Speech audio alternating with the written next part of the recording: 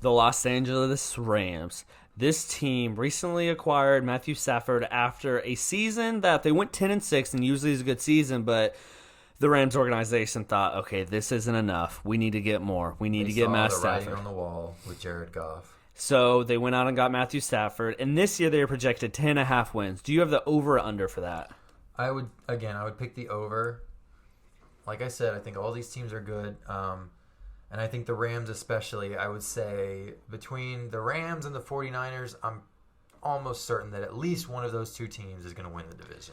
Yeah, and for me, I had them getting 13 wins. Yeah. Because I think this team is very balanced and their defense is amazing. And Matthew Stafford, as long as he stays healthy, which he over his career has had the perfect template for health until the last 2 years, his body just kind of fallen apart, and I'm worried it might be too late for him.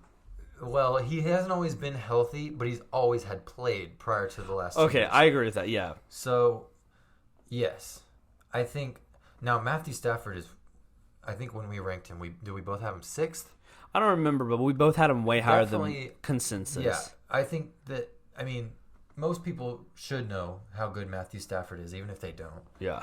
So, if he's on the field, the ceiling for the Rams is automatically instantly higher than it ever has been under Sean McVay. Yeah. So let's move on to the running back room. Recently lost Cam Akers to season-ending injury.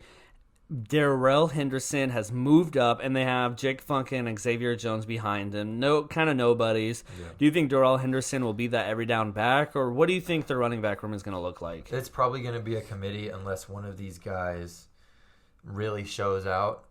I don't think it's a major step down, but I do think you're going from Cam Akers, who's an every down back, to a committee. I think it's that much of a step down. I agree with that. So, still fine, especially. I don't think it's going to be a problem, just not as good as you wanted. Yeah.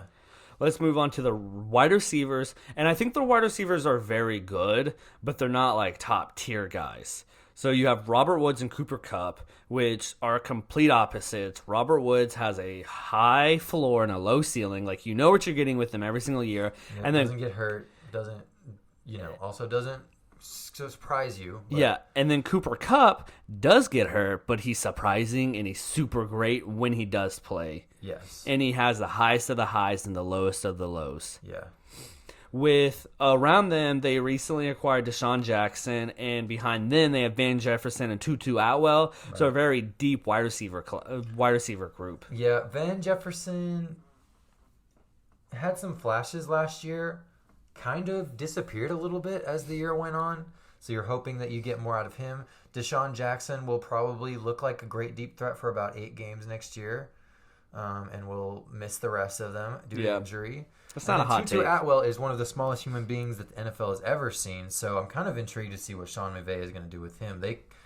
Most people would consider that a reach, but I'm not going to question Sean McVay on that one yet. Yeah. So the tight end group has recently lost Gerald Everett, and now they just have Tyler Higbee, which for me is not a problem. I think Tyler Higbee is just good enough to make up for losing Gerald Everett. I don't think they ever needed 2 tight ends. I don't think any team needs 2 tight ends. I think 1 tight end's enough, and I don't think this is going to be a problem. Yeah, I think that you'll probably see one of these guys off the top of my head. They've got 2 fourth-round picks in Bryson Hopkins and Jacob Harris. Maybe there's something there. If not, like you said, not the end of the world. What's next? Offensive line? Offensive line, you tackle that. The offensive line is pretty good. It's not the Rams of, what year did they make the playoffs? 29 or the Super Bowl? Was that 19 or 18? I think it was 18. It's not that level of an offensive line, but it's pretty good. They still have Andrew Whitworth. Somehow he's still in the league. They have Rob Havenstein, also good. Austin Corbett has kind of been up and down. And then the rest of their guys, on this website I'm looking at least, they have David Edwards and Brian Allen listed as the starters. You could do better, but you could also do worse.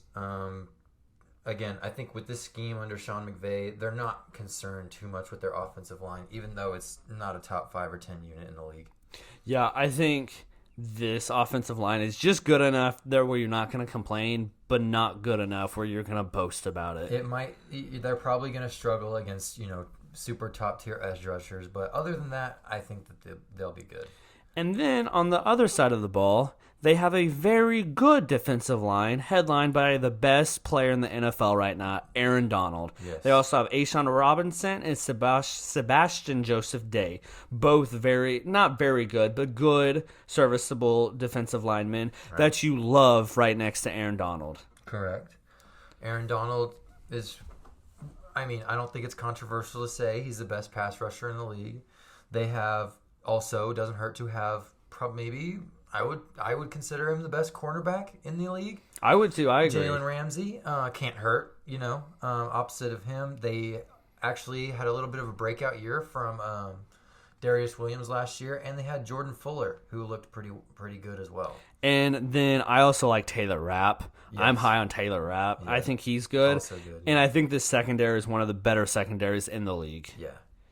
And then in the middle of their defense, they have some filler guys: Kenny Young, Troy Reader, Micah Kaiser. But nobody where it's not a big deal. You don't look at these people They're and you're like, make tackles, and that's all they really need to do. Yeah, you look at them and you're like, okay, that's not a hole. We don't need to fix that. Let's look at getting Matthew Stafford, and that's exactly what they did. Yeah. Also, I don't know if you mentioned Leonard Floyd, but he's good enough to be the cleanup for Aaron Donald. I didn't, but I was about to say that Leonard Floyd is just good enough that Aaron Donald gets triple teamed, so Leonard Floyd, like you said, just gets easy sacks. Yeah. Overall, I think this is one of the better defensive units, if not the best defense in the league. I don't think I'd put them at best, but top 5 for sure. Mm-hmm. So I think have to agree. Overall, this team is very good. And they brought in Raheem Morris to coach that defense, what I think is a good get as well. Yes. They didn't lose much over on the offseason. They did lose John Johnson and Michael Brockers and Troy Hill. All 3 guys. Those guys, they're probably going to miss them. But all in all, I think at the end of the season, you're going to forget about them, that you had them. Yeah. You know what I mean? Yeah. Also, they lost Malcolm Brown. Probably could use Malcolm Brown right now with their running backs. But who cares? That's besides the point. Overall, I think this is a very good team with a lot of upside and a high floor overall. Yes. And also, one last point. We talked about the MVP chances for Russell Wilson. What do you think of the MVP